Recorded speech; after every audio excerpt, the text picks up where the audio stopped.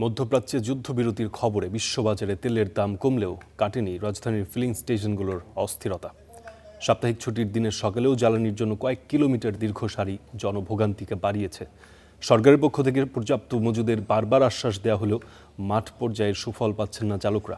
চাহিদার তুলনায় সরবরাহ প্রায় অর্ধেকে নেমে আসায় ঘণ্টার পর ঘণ্টা অপেক্ষা করেও মিলছে না কাঙ্ক্ষিত জ্বালানি। সব পাম্পে চলছে অলিখিত রেশনিং, যা সাধারণ মানুষের ক্ষোভকে আরও উস্কে দিচ্ছে। পাম্প সংশ্লিষ্টরা বলছেন, ডিপো থেকে সরবরাহ স্বাভাবিক না হলে এই জট কমানো সম্ভব নয়। সংকট নিরসনে দ্রুত কার্যকর পদক্ষেপ ও কঠোর বাজার তদারকির দাবি গ্রাহকদের।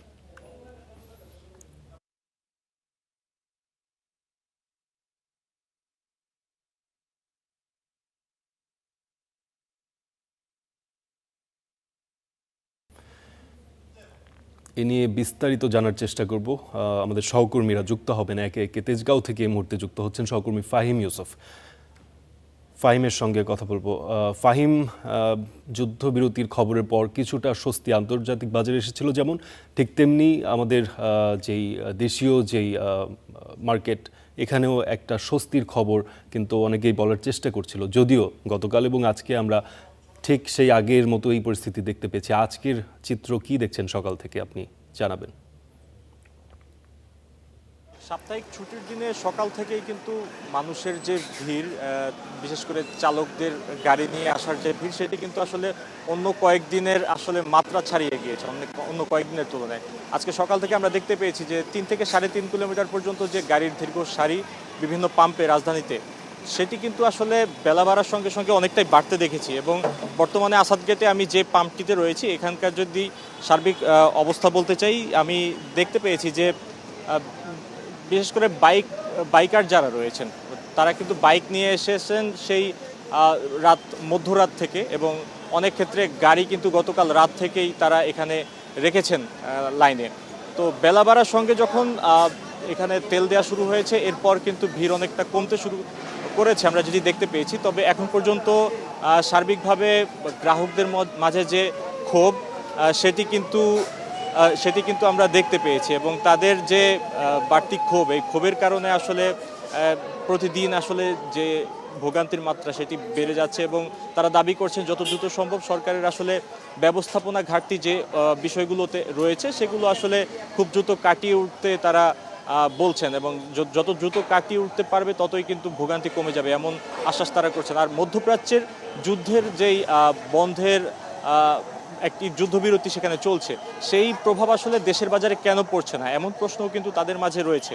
তারা বলছেন যে যেহেতু মধ্যপ্রাচ্যে একটি যুদ্ধবিরতিতে সম্মত হয়েছে দুটি দেশ, সেই ক্ষেত্রে বিশ্ববাজারে কিন্তু ইতোমধ্যেই জ্বালানির দাম অনেকটাই নেমেছে। তবে এখন পর্যন্ত আমরা যেটি দেখতে পেয়েছি যে দেশের বাজারে কিন্তু তেমন কোনো ইতিবাচক প্রভাব এখন পর্যন্ত আমরা দেখতে পারিনি। যদিও দেশের বাজারে দাম কোনো বাড়েনি, তারপরও কিন্তু গ্রাহক যারা রয়েছেন তারা বলছেন যে সরবরাহের যে ঘাটতিটি রয়েছে, সে ঘাটতি আসলে কবে নাগাদ কাটবে, এবং এই ধরনের প্রশ্ন কিন্তু তাদের মাঝে রয়েছে। এবং যত দিন যাচ্ছে তত কিন্তু সরবরাহ ঘাটতি আসলে আমরা বাড়তে দেখছি। এছাড়া আমি যদি বলি যে বর্তমানে আসলে যে সরবরাহ সংকটের পেছনে দায়ী করছেন অনেকে, যে পাম্প কর্তৃপক্ষ এবং ডিপো থেকে যে তেল আনছেন যারা, এই যে ব্যবস্থাপনাকে অনেকে দায়ী করছেন। কিছু ক্ষেত্রে আসলে অনেকে বলছেন যে যেহেতু তেলের একটি বড় অংশ আমদানি হয়, তো আমদানিতে এক ধরনের ব্যবস্থাপনা ঘাটতি থাকতে পারে। তো সেই জায়গা থেকে আসলে সরকারের আসলে নজরদারি বাড়ানো উচিত, এমনটি বলছেন। আর বিভিন্ন পাম্পে আমরা দেখতে পেয়েছি যে ট্যাগ অফিসার নিয়োগের মাধ্যমে আসলে এই যে বর্তমান পরিস্থিতি, এটি তারা নজরদারি বা তদারকির আওতায় এনেছেন। তবে এখন পর্যন্ত কিন্তু আমরা যেটি দেখতে পেয়েছি যে ঢাকার কোনো পাম্পে তেমন কোনো বড় অবৈধ মজুদের কোনো ঘটনা আমরা দেখতে পাইনি। সার্বিকভাবে এই ছিল আমার কাছে জ্বালানি নিয়ে সবশেষ তথ্য। জি, ধন্যবাদ ফাহিম আপনাদের সঙ্গে যুক্ত হওয়ার জন্য। আসলে আপনি যে তথ্যগুলো জানাচ্ছিলেন গত কয়েক সপ্তাহ ধরে আমরা সেই একই তথ্যই বারংবার শুনে আসছি, এবং ভোগান্তির ভোগান্তি থেকে নিস্তার সেটির পথ এখনও আমরা তেমনভাবে দেখতে পাইনি। এরই মধ্যে আমাদের সঙ্গে টাঙ্গাইল থেকে যুক্ত হয়েছেন আমাদের সহকর্মী রাব্বি খান। রাজধানীর বাইরের খবরাখবর আমরা জানার চেষ্টা করব। শুরুতেই টাঙ্গাইলের রাব্বির সঙ্গে কথা বলতে চাই। রাব্বি, গতকাল রাতেও আপনি যুক্ত হয়ে জানাচ্ছিলেন সেই জ্বালানি সংকট কিংবা ভোগান্তির যে চিত্র। রাতে দেখতে পেয়েছিলাম দীর্ঘ লাইন ছিল মোটরসাইকেলের। এখন কি পরিস্থিতি বা চিত্র আমাদের জানাবেন? যে আমি রয়েছি টাঙ্গাইলের মির্জাপুর উপজেলার মাছরাঙ্গা যে ফিলিং স্টেশনটি, সেখানে রয়েছি।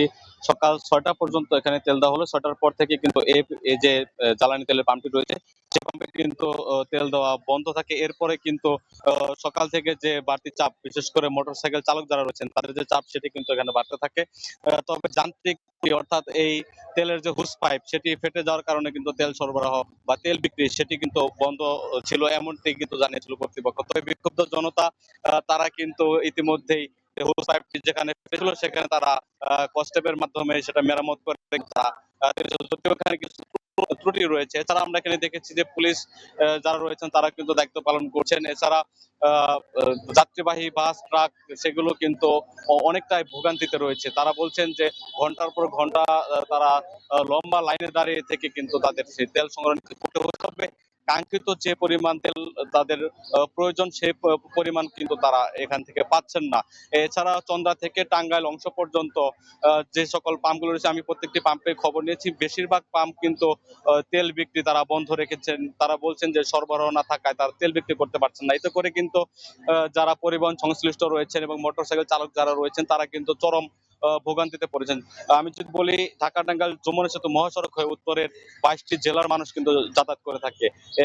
এই তেল সংকট থাকার কারণে কিন্তু মহাসড়কের যারা রয়েছেন যাত্রী এবং চালক, সকলেই কিন্তু বিপাকে পড়েছেন। এছাড়া প্রত্যন্ত এলাকায় যে ডিজেলের কারণে কিন্তু অনেকটা কৃষিকাজেও ব্যাহত হচ্ছে, এমনটিও আমরা তথ্য জানতে পেরেছি। এই ছিল আমার কাছে টাঙ্গাইলের মির্জাপুর থেকে সর্বশেষ। রাব্বি, আপনাকে ধন্যবাদ আমাদের সঙ্গে যোগ দেওয়ার জন্য।